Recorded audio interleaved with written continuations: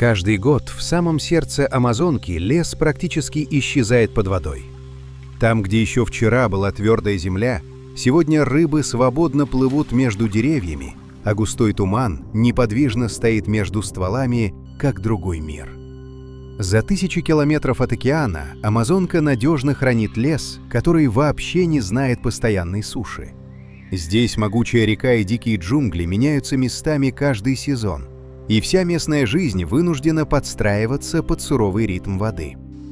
Риу-Негру – знаменитая Черная река. Ее вода почти как темное зеркало, богатая тенью и опасной тайной. По ней идут первые паводки, а вдоль берегов начинается удивительный мир, который очень скоро полностью уйдет под воду. Паводок – это не взрыв, он медленно ползет вверх по стволам, постепенно захватывает корни и протоптанные тропы. За считанные дни лесной пол превращается в сложнейший лабиринт проток, и каждый метр высоты решает, кто именно выживет. Когда почва окончательно скрыта, истинными хозяевами коридоров между деревьями становятся рыбы. Они уверенно плывут там, где еще недавно шли муравьи и падали семена. Лес под водой никогда не пустует. Для обезьян большая вода – это четкая граница мира. Они вынуждены жить в высоких кронах, как на изолированных островах. Любой прыжок по ветке над рекой – это ставка на жизнь, потому что внизу терпеливо ждут быстрое течение и острые зубы. Под темной поверхностью почти ничего не видно, и именно в этом кроется главная сила черного каймана. Один глаз над водой, массивное тело как тень. Его охота всегда начинается с абсолютной невидимости. Пираньи вовсе не сказочный монстр, а суровая реальность паводка. Огромные стаи в тихих заводях, внезапная вспышка серебра и короткая ярость. В затопленном лесу они эффективные чистильщики и смертельная угроза одновременно. Ленивец кажется созданием исключительно для крепких веток, но паводок заставляет его плыть. Этот медленный пловец в быстрой протоке – одна из самых уязвимых фигур плавающего леса. У самых корней, в густой тени, змея затаилась и ждет своего часа.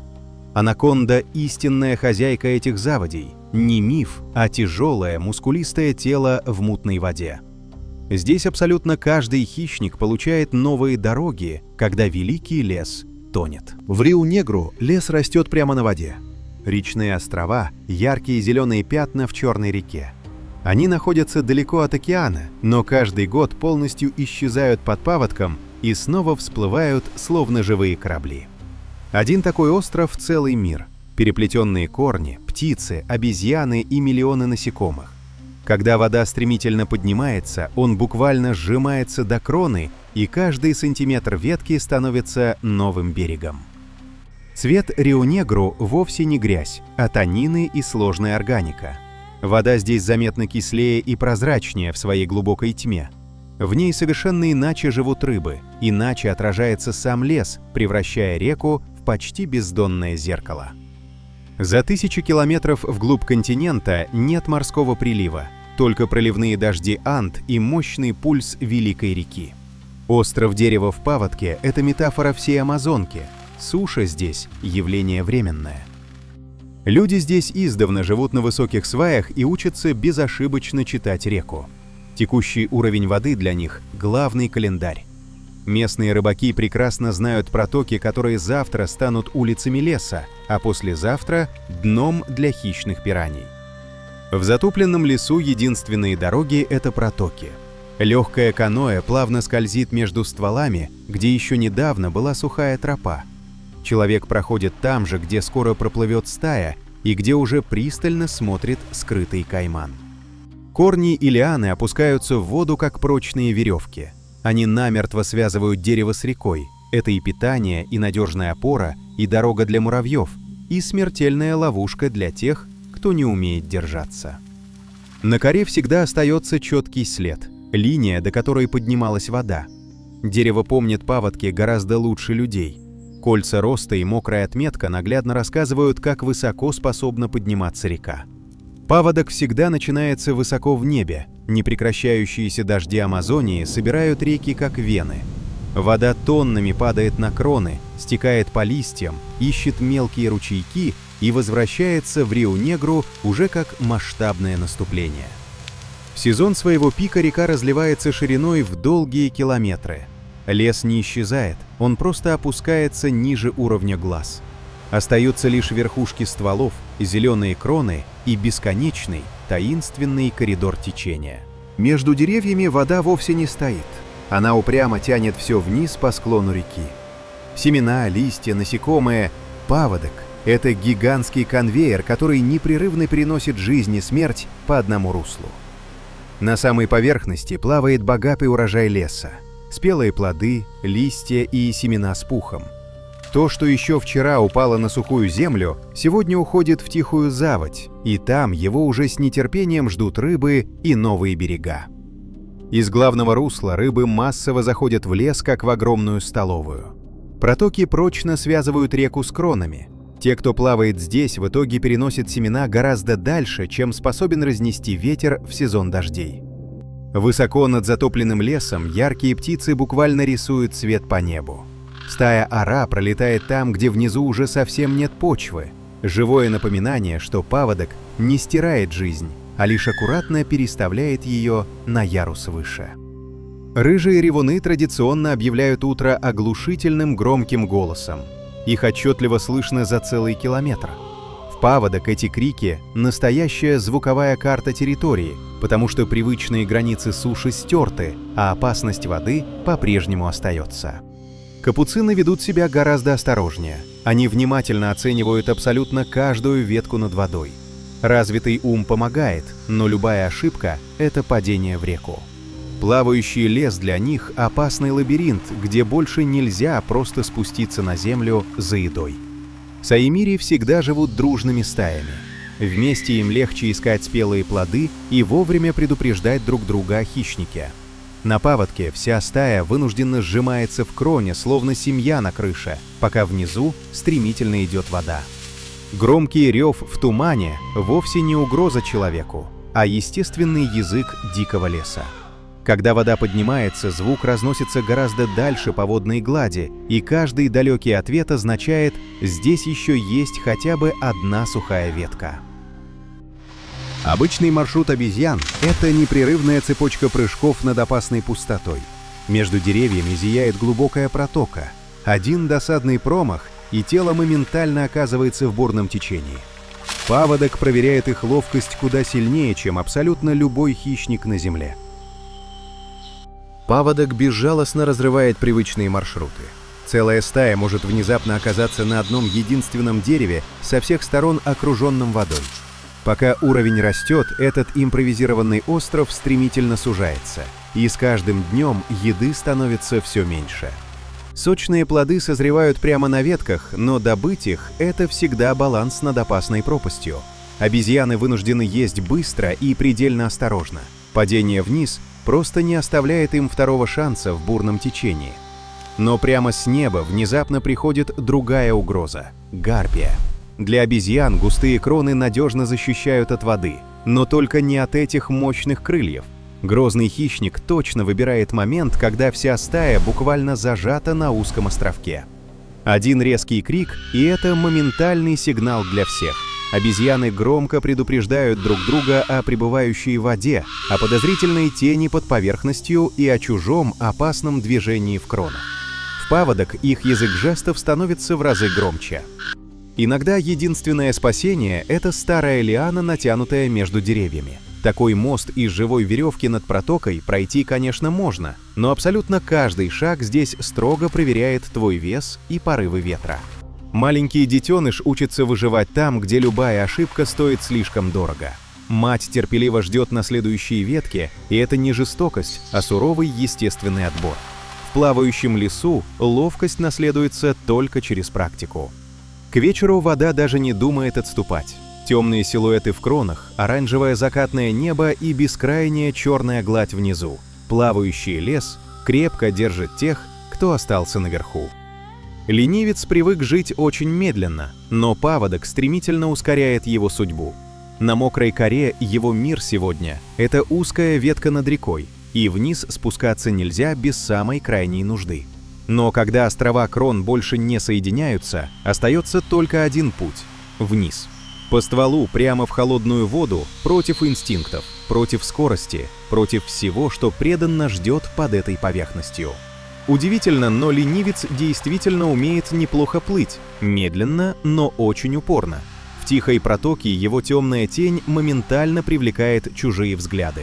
Кайман, рыбы, коварное течение – здесь абсолютно все работает против тех, кто изначально не был создан для воды. Черный кайман никогда не гоняется за добычей.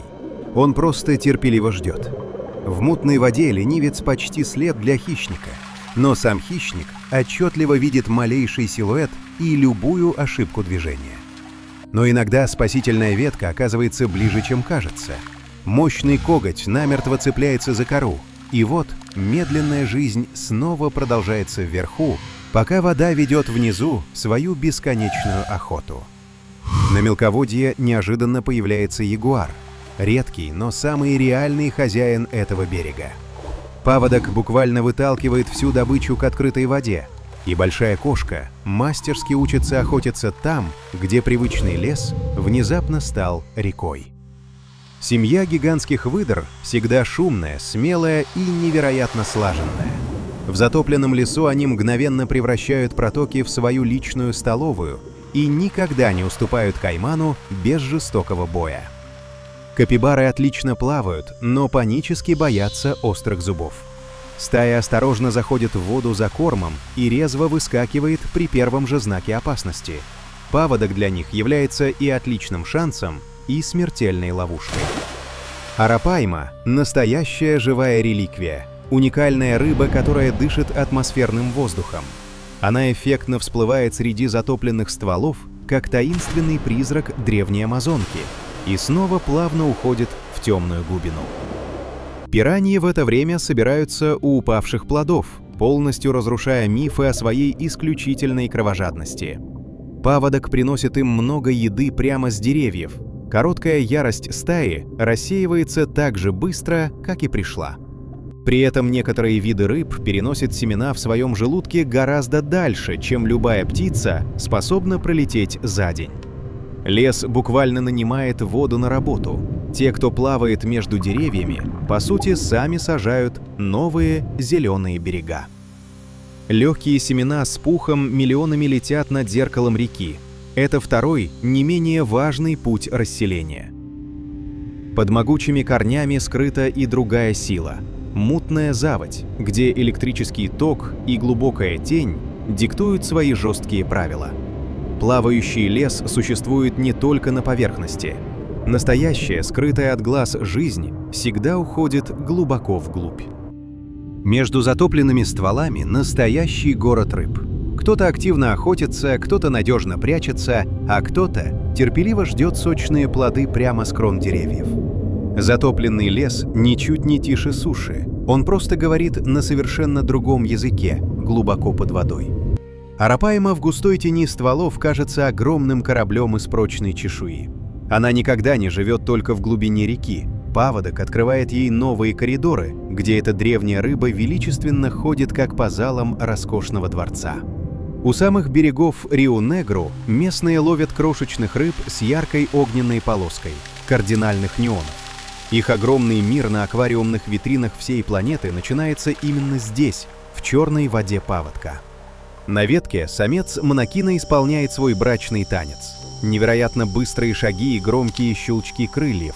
Даже когда далеко внизу стоит вода, брачные ритуалы никогда не отменяются. Жизнь в кронах упорно идет по своему собственному календарю. Тукан аккуратно выбирает плод так, чтобы ни в коем случае не потерять равновесие. Его большой массивный клюв – это точнейший инструмент, а вовсе не украшение. В сезон паводка запас еды на ветке решает, переживет ли пара это утро. У самой кромки воды живет гаоцин – удивительная птица, чьи птенцы ловко цепляются за ветки лапами, почти как обезьяны. Край леса и бурной реки – это уникальная зона, где эволюция веками пробует самые странные и неожиданные решения. Колибри на мгновение зависает у дикой орхидеи. Бешеный мотор крыльев выдает сотни ударов в секунду. Настоящее мелкое чудо в огромном лесу. Сладкий нектар есть всегда, если ты умеешь виртуозно держаться в воздухе прямо между каплями тропического дождя. Зимородок стремительно бросается в воду, как стрела. В затопленном лесу маленькая рыбка у самой поверхности. Это легкая добыча, но абсолютно каждый нырок – это смертельный риск со всего маху удариться о корягу под темной водной пленкой. По вертикальному стволу идет четкая колонна листорезов. Бесконечная зеленая река из срезанных листьев вниз к подземным грибницам. Вода внизу ничуть не останавливает их. Муравьи просто поднимаются выше, пока паводок не доберется до самого гнезда. Огненные муравьи в это время сцепляются телами в один живой плод. Их единственное спасение в сезон разлива. То, что на суше кажется страшным, на воде становится гениальной архитектурой. Пока бурное течение несет их в неизвестность, они мертвой хваткой держатся вместе. Прекрасная бабочка плавно раскрывает крылья на солнце. Короткая, хрупкая пауза между проливными ливнями. В плавающем лесу даже такое мимолетное мгновение на листе – важная часть общей цепочки.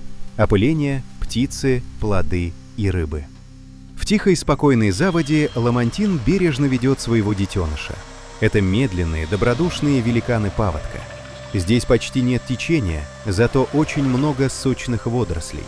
Сезон разлива для них вовсе не катастрофа, а идеальное время, чтобы сытно накормить семью.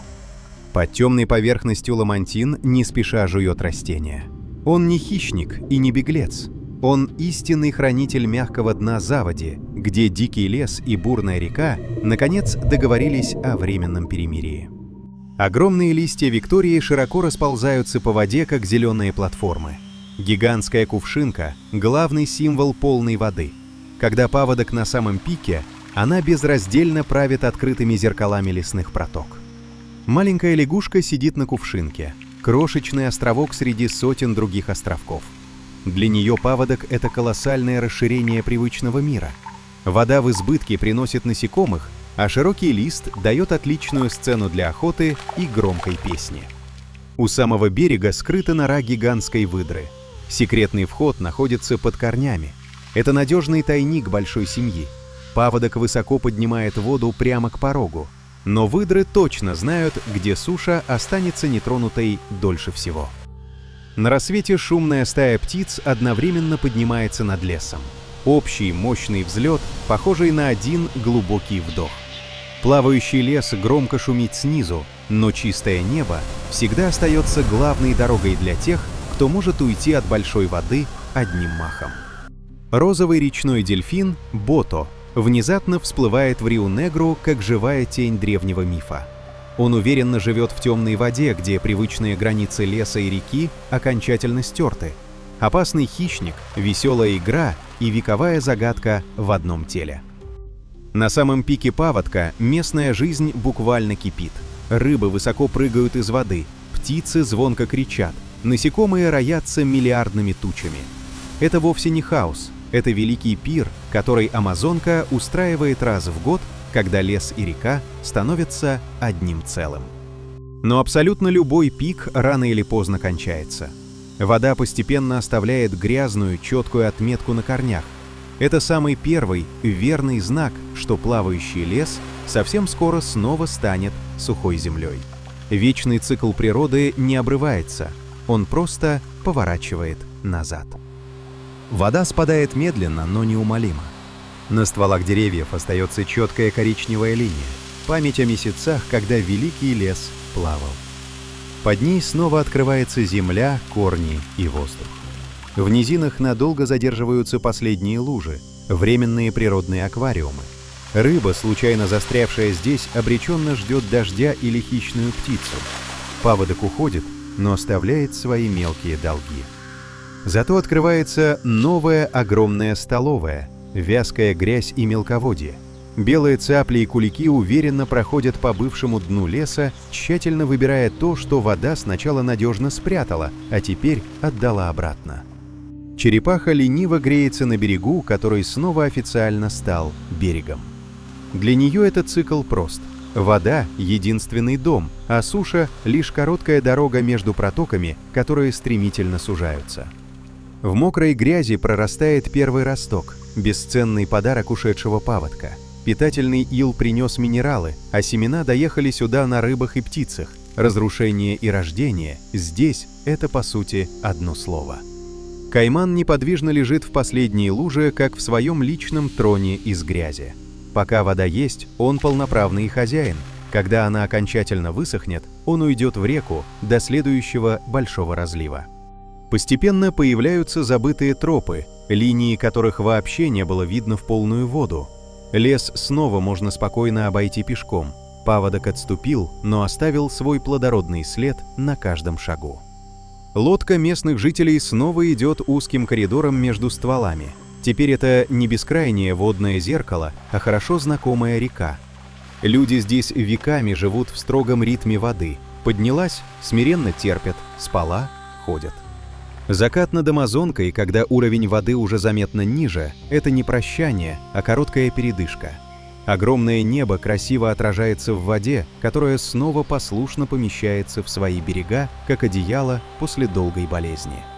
Грязь быстро трескается на палящем солнце. Это первые наглядные письмена наступающего сухого сезона. Лес вовсе не мертв без воды, он просто вовремя меняет правила, и те, кто успешно выжил в паводок, теперь учатся жить без него. На песчаной отмели плотно свернулась анаконда. Истинный хозяин теплой грязи. Паводок долго кормил его рыбой. Теперь он спокойно ждет спасительную тень и следующую большую воду, ничуть не торопя свой змеиный метаболизм. Высокий термитник гордо стоит над линией ила. Настоящая крепость, стойко пережившая наводнение. Пока зеленые кроны тонули, глубоко под землей непрерывно шла совсем другая жизнь. Туннели, грибницы и тихая, упорная работа. На самом рассвете ревун вновь объявляет свои права на территорию. Его мощный голос отчетливо слышен за километр. Плотный туман поднимается, и лес звучит так, будто весь этот паводок был лишь одной длинной ночью. С высоты птичьего полета отлично видно. Река снова вернулась в свое привычное русло, а лес кажется плотным матрасом зелени, а не бескрайним озером. Плавающий лес растворился, но его след навсегда остался в иле, в семенах и в памяти местных животных. На суше весело играет маленький детеныш капибары. Крошечное, но самое надежное доказательство того, что стая успешно пережила этот суровый сезон. Выживание здесь не подвиг, а ежедневная цена, бдительность, удача и крепкая семья. На горизонте снова понемногу собираются тучи. Сухой сезон конечен. Всегда. Амазонка никогда не наказывает и не награждает. Она просто вечно крутит это колесо дождя, реки и леса, год за годом. Это истинные легкие нашей планеты, бесконечный ковер крон и извилистая великая артерия реки. Плавающий лес был лишь очередной важной главой в книге сезонов.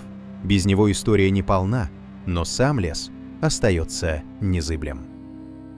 Человек привычно бросает сеть в обычную, уже не раздутую реку. Его жизнь намертво вплетена в этот цикл так же, как и жизнь выдры или крошечного муравья. Вода дает, вода отнимает, и вода всегда возвращается. В тихой глади все еще смутно помнится затопленный лес. Деревья в зеркале, похожие на красивый сон. Паводок ушел, но его образ будет жить в воде до тех пор, пока следующий сильный дождь не напишет новую главу. Рассвет над рекой точно такой же, как в самом начале пути. Плавающий лес уходит вместе с водой, но не навсегда. Он обязательно вернется с новыми проливными дождями, снова высоко поднимет уровень реки и снова превратит зеленые кроны в изолированные острова. Амазонка никогда не спешит. Она живет своими вековыми циклами, которые гораздо длиннее человеческой памяти. С космической орбиты отчетливо видно, как это огромное зеленое сердце континента без устали питает великие реки, и весь мир дыханием дикого леса. Если вам искренне близки такие глубокие истории о дикой природе, обязательно подписывайтесь на канал Кабинет Историка. Впереди нас ждут новые планеты, бескрайние океаны и леса, которые точно стоит увидеть своими глазами. Спасибо, что сегодня были с нами. До встречи в нашем следующем удивительном путешествии.